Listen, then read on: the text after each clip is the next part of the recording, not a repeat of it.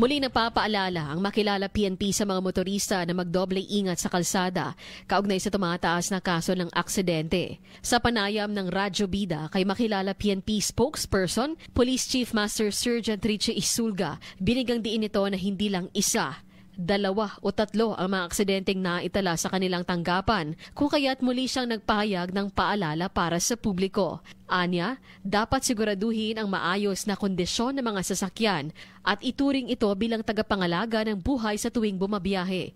Maliban dito, nagpapaalala din ang otoridad sa batas trapiko, lalo na at ipinagbabawal sa pagmamaneho ng mga menor de edad na hindi lisensyado at walang sapat na seminar sa pagmamaneho lalo na sa National Highway. Sabi pa niya, isang pagkakamali lang sa daan ay maaaring magdulot ng trahedya.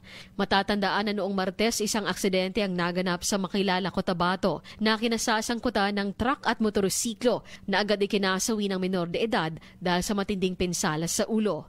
Kinustodiya naman ang driver ng truck na taga Davao na posibleng maharap sa kasong reckless imprudence resulting to homicide. Paalala ni Jesulga sa publiko, tandaan at sundin ang tinatawag na blow bagets, battery, lights, oil, water, brakes, air, gas, engine, tires at ang self.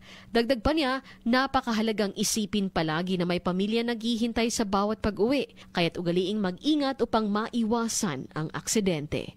Cherry May Exin Tapia, NDBC, Bida Balita.